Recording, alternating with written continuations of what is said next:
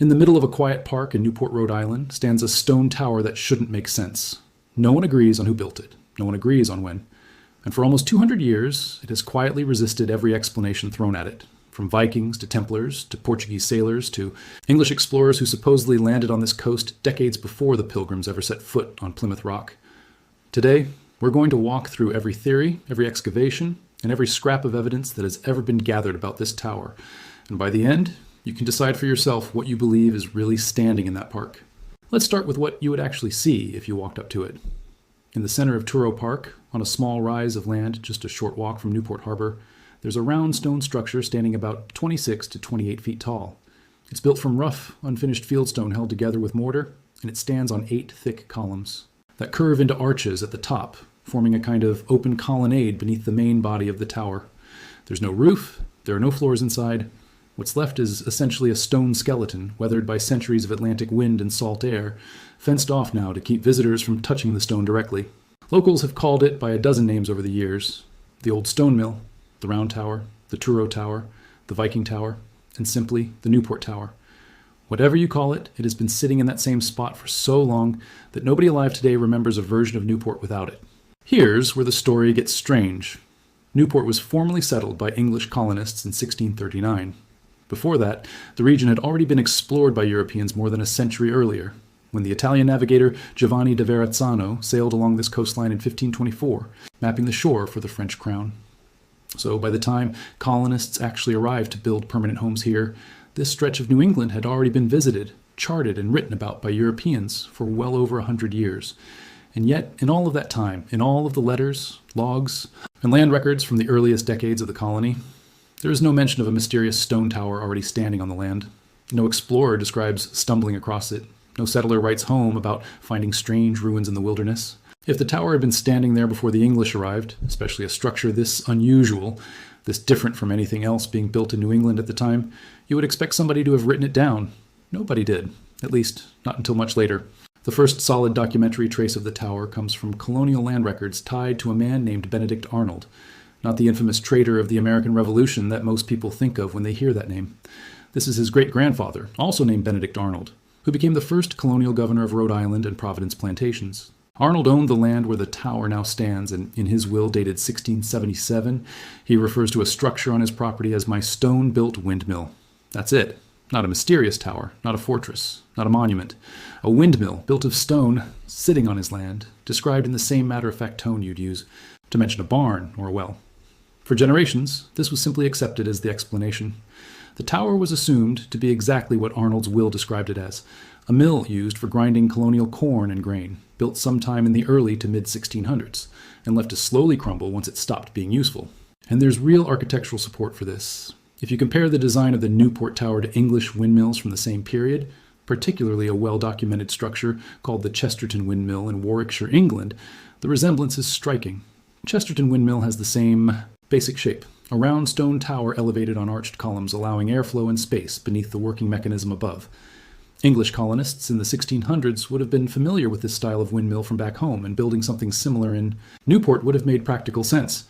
Grinding grain was essential to colonial survival, and a sturdy stone mill built to withstand New England's harsh coastal winters would have been a valuable structure to maintain on a governor's property. Think about that for a moment.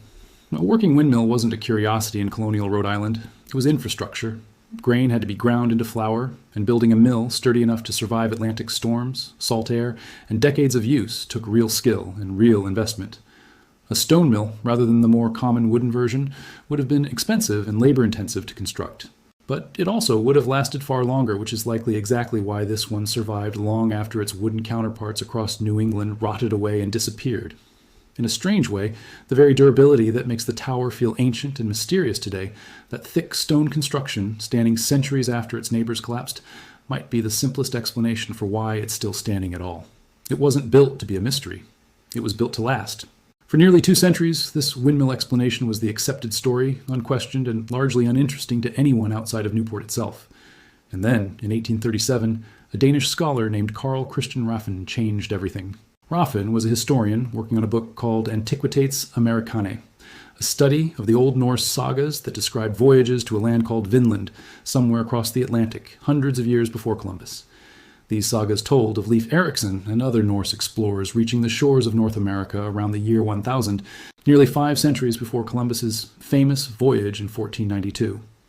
For a long time, these stories were treated as legend, folklore passed down through Icelandic literature with little hard evidence behind them. Raffin believed otherwise. He argued that the sagas described real historical events, and he went looking for physical evidence in North America that might support that claim. He found 2 pieces of so-called evidence that he believed tied directly to Norse exploration. One was a large boulder in nearby Massachusetts, known today as Dighton Rock, covered in strange carved markings that some interpreted as ancient script. The other was the stone tower sitting in Newport, Rhode Island. Raffin proposed that the tower wasn't a 17th century windmill at all. He believed it was a much older structure, possibly a Norse church or a watchtower, built by Viking explorers who had sailed south from the Vinland settlements described in the sagas. Suddenly, this quiet, unremarkable stone ruin in a colonial town became something else entirely, a physical link to the Vikings, tangible proof that Europeans had walked this coastline 500 years before Columbus. And the public loved it. This was the 1830s, a period when Americans were hungry for a deeper, older national story, something that predated their relatively young country. A Viking tower on New England soil fit that hunger perfectly. The Viking theory exploded in popularity. Tourists began flocking to Newport specifically to see the tower. Local merchants capitalized on the fascination, stamping the tower's image onto shaving mugs, spoons, serving trays, beer steins, teapots, and decorative plates. It became, for a period in the 1800s, one of the most visited attractions in all of Rhode Island. The tower's mysterious reputation, more than any hard evidence, is what ultimately saved it from being torn down or forgotten. Because people believed it might be Viking, the town preserved it, fenced it in, and eventually built the surrounding park, called Turo Park, specifically to showcase it as a landmark. But belief and evidence are 2 very different things, and as decades passed, the Viking theory began to crack under closer examination. Historians pointed out that Raffin had never actually visited the tower himself. His theory was built largely on stylistic comparisons, an enthusiasm for connecting the Vinland sagas to something tangible, rather than on any archaeological investigation of the structure itself. As actual excavation and analysis eventually took place at the site, the physical evidence increasingly pointed away from a Norse origin and back toward the much more mundane windmill explanation. It's worth pausing here to appreciate just how much cultural momentum the Viking theory built up before anyone seriously challenged it. This wasn't a fringe idea confined to a few enthusiastic pamphlets. It was taught, repeated, and reinforced across generations of American schoolchildren, travel writers, and even some respected historians of the era who saw in the tower a satisfying answer to a question the young United States seemed desperate to ask. Did our story really begin with Columbus, or does it stretch back further into a deeper, more heroic past connecting us to ancient European sagas? The tower gave people permission to believe the second version, and once a story like that takes root in the popular imagination, tourist brochures, and souvenir trinkets, it becomes remarkably hard to dislodge, no matter what later evidence turns up. Still, once the idea of a pre-Columbian European tower had entered the public imagination, it refused to leave quietly.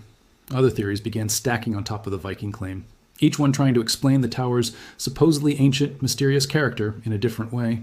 One of the more persistent alternative theories involves the Knights Templar, the medieval military order most famous for their role in the Crusades, and for the centuries of legend and conspiracy that followed their sudden violent suppression in the early 1300s. British historian Andrew Sinclair became one of the most vocal proponents of a Templar connection to the Newport Tower. Sinclair argued that surviving Templar knights, or their descendants, fled Europe following the order's persecution and eventually made their way across the Atlantic, reaching New England roughly a century before Columbus's voyage. According to this theory, the Newport Tower wasn't a windmill or a Norse church at all, but a medieval religious structure, built in a style resembling round churches constructed by the Templars in Scotland, some of which date back as far as the year 1115. Sinclair pointed to architectural similarities between the Newport Tower and these old Scottish structures, arguing that the design, proportions, and construction technique were simply too advanced, too deliberate, to have been thrown together by 17th century colonial farmers building a corn mill. To supporters of this theory, the tower represents physical proof that the Templars, or at least European explorers connected to their broader network, reached the American coastline generations before it was officially discovered by Europe.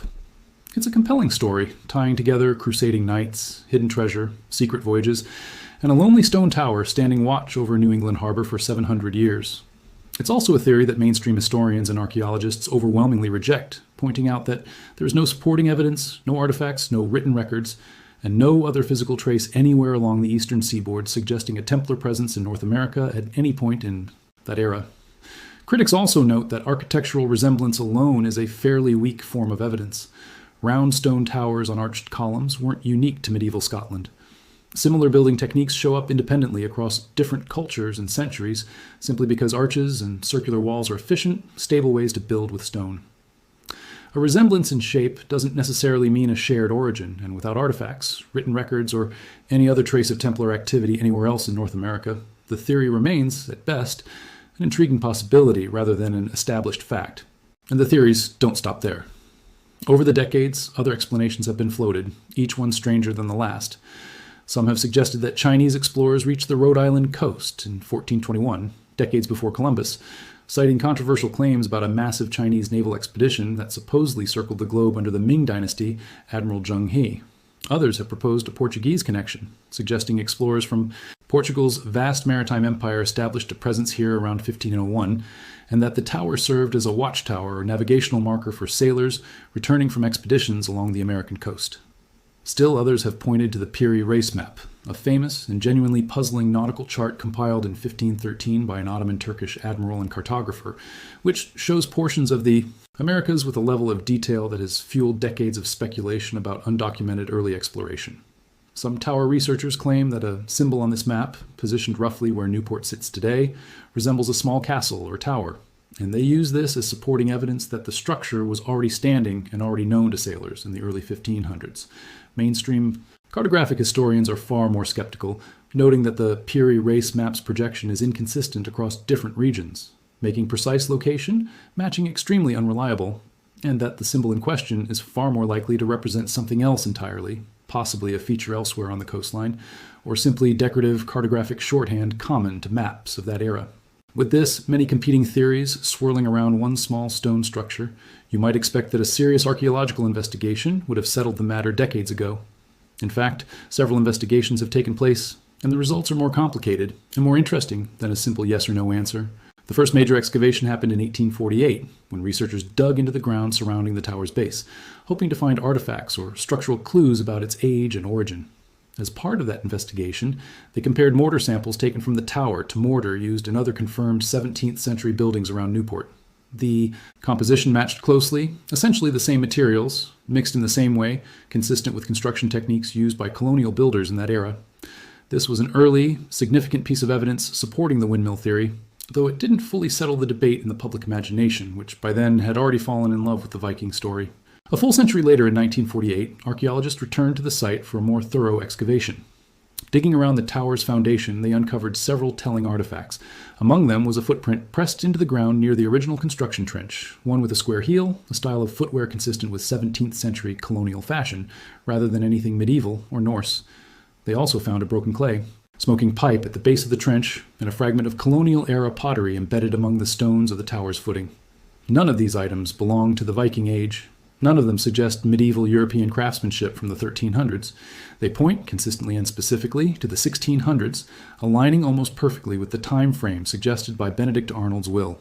But the most scientifically rigorous test didn't happen until 1993, when researchers subjected mortar samples from the tower to radiocarbon dating, a method that measures the decay of radioactive carbon isotopes to estimate the age of organic material. The results placed the mortar's origin somewhere between 1635 and 1698, with 95% confidence. That's not a vague window spanning centuries. That's a tight, specific range that lines up almost exactly with the period when Benedict Arnold would have owned this land and, according to his own will, built a stone windmill on it.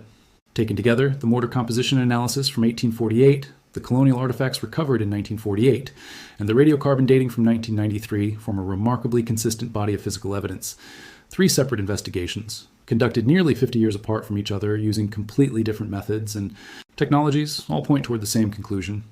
This tower was built sometime in the 17th century, almost certainly by English colonists, almost certainly for use as a windmill. It's rare in archaeology for evidence gathered across 3 separate centuries of investigation to line up this cleanly. Excavation techniques changed dramatically between 1848 and 1993. The tools improved, the scientific standards tightened, the margin for error narrowed considerably, and yet each new investigation, rather than contradicting the last, simply added another layer of confirmation to the same basic timeline. That kind of consistency is exactly what you'd expect to see if the simpler, more mundane explanation happened to be the correct one all along. So why does the mystery persist? Why do people still argue about Vikings and Templars centuries later, when the scientific evidence seems so clearly to favor the mundane explanation? Part of the answer is that the tower has one more genuinely strange feature, something discovered relatively recently, that keeps fueling speculation even among people who accept the windmill theory. In the early 1990s, a University of Rhode Island professor named William Penhallow, who had a personal interest in ancient astronomy and antiquities, began studying the tower's window placements in relation to the position of the sun throughout the year. What he found was remarkable. On the morning of the winter solstice, the shortest day of the year, sunlight rises and shines directly through the tower's south-facing window, crossing the interior and exiting through the window on the opposite side, almost as if the entire structure had been deliberately designed to capture and frame that exact moment of alignment. Penhallow discovered that this wasn't the only such alignment either. Several other windows appeared to correspond to other significant solar and possibly lunar positions throughout the year, suggesting the tower's builders, whoever they were, had windows placed with genuine astronomical intention rather than pure coincidence. This discovery reignited public fascination with the tower, arriving at exactly the right moment to breathe new life into a debate that had otherwise settled comfortably around the 1993 radiocarbon results. Here was a structure confirmed, seemingly beyond reasonable doubt, to be a 17th century colonial windmill, and yet it also appeared to contain a level of astronomical precision that most people wouldn't expect from a simple grain mill thrown together by working farmers. To skeptics, it doesn't necessarily disprove the windmill theory at all. Windmills, by their very design, often have symmetrical, evenly spaced windows and openings to maximize airflow and structural balance, and it's entirely possible for a symmetrical structure to produce accidental solar alignments simply by virtue of its geometry and orientation on the property. To believers in an older origin, however, the solstice alignment feels too precise, too intentional to be coincidental, evoking comparisons to other ancient solar-aligned structures around the world, from Stonehenge to Newgrange in Ireland, structures whose builders clearly incorporated astronomical knowledge into their architecture on purpose. Every year, on the winter solstice, visitors and devotees still gather at Touro Park specifically to watch this alignment happen in real time, a small but devoted crowd witnessing what feels, at least in the moment, like genuine ancient magic. There's also a more modern character woven into this story, a man named Jim Egan, who runs the Newport Tower Museum located directly across the street from Touro Park. Egan has spent years, by his own description relentlessly, researching and promoting his own theory about the tower's origins. He doesn't argue for Vikings, and he doesn't argue for Templars either. Egan believes the tower was built around 1583 by English explorers who arrived on this coastline decades before the official colonial settlement of Newport, and decades before the Pilgrims ever reached Plymouth. If true, this would make the Newport Tower not just older than commonly believed, but potentially the oldest surviving colonial-era structure anywhere in the continental United States. Broader complaint touches on something real. Once an official narrative about a historical structure becomes established, especially one backed by radiocarbon dating and academic consensus, there's often very little institutional appetite to revisit it, even when someone claims to have new evidence worth examining. Egan frames it as a matter of regional pride as much as historical accuracy, arguing that larger, more powerful states with bigger tourism budgets and louder historical narratives, states that built their entire identity around being first, have little incentive to entertain a story that shifts credit toward a small, often overlooked colony like Rhode Island. Whether or not that's a fair characterization of how academic history actually operates, it captures something true about why fringe theories tend to survive so long. They aren't just about evidence. They're about who gets to tell the story and who benefits from telling it a certain way itself. While this technology hasn't produced dramatic new revelations about the tower's age or origin, it represents an ongoing effort to study and preserve the structure using tools far more advanced than anything available to the researchers who first excavated the site in the 1800s. It's a reminder that even a mystery this old, this seemingly settled by radiocarbon evidence, still attracts serious, ongoing scientific attention. Passed down through his family before it eventually became public parkland. The mortar matches other colonial buildings from the same era. The radiocarbon dating places its construction squarely within Arnold's lifetime. The artifacts recovered from its foundation, from clay pipes to colonial pottery to a distinctly 17th century footprint, all tell the same consistent story. And there's no credible written record, from Verrazzano's exploration in 1524 through the earliest decades of English settlement, describing a mysterious ancient tower already standing on this land when colonists arrived. And yet, there's something about this tower that refuses to let the mystery fully die. Even in the face of all that evidence, maybe it's the unusual, almost otherworldly circular design, so different from the rectangular wooden buildings that define the rest of colonial New England. Maybe it's the solstice alignment, a detail that feels too precise to be entirely accidental, even if geometry alone can explain it. Maybe it's simply human nature, our deep, persistent desire to believe that the story we've been told isn't the whole story, that somewhere out there, buried in old stone and older legend, there's a hidden chapter of history still waiting to be uncovered. For nearly 200 years now, people have stood in that small park in Newport, Rhode Island, looking up at the same weathered stone arches and asked the same unanswered question. Vikings or windmill? Templars or colonial farmers? Ancient observatory or practical piece of agricultural machinery? The scientific evidence leans firmly toward the simpler answer. But the tower itself, standing silent and roofless in the middle of that park, framed every winter solstice by a beam of perfectly aligned sunlight, doesn't seem particularly interested in settling the argument for us. It just keeps standing there, the way it has for centuries, letting each new visitor decide for themselves what they choose to believe. And maybe that's exactly why it's endured. Not despite the mystery, but because of it. A 300-year-old windmill is a footnote in a local history book, easily explained and just as easily forgotten. A possible link to Vikings, Templars, or forgotten explorers who beat Columbus to this coastline by a century or more, that's a story people want to keep telling, keep debating, keep driving out of their way to see for themselves, standing quietly in a small park in Newport, looking up at 8 stone arches and wondering, just for a moment, what if the official story really doesn't have it all figured out? So the next time you hear someone mention the Newport Tower, you'll know the full picture. You'll know about Benedict Arnold's will and the radiocarbon dating and the colonial pottery buried at its base. But you'll also know about Raffin's Vikings and Sinclair's Templars and Penhallo's solstice alignment and Jim Egan standing across the street, still convinced the official story hasn't caught up to the truth. Whatever you decide to believe, one thing is certain. Few structures this small have generated a debate this large or held on to their secrets this well for this long. And few small parks anywhere in America can claim a landmark that's managed to outlast and out-argue nearly 2 centuries of historians, scientists, and curious visitors, all trying to get the old stone tower to finally tell its story.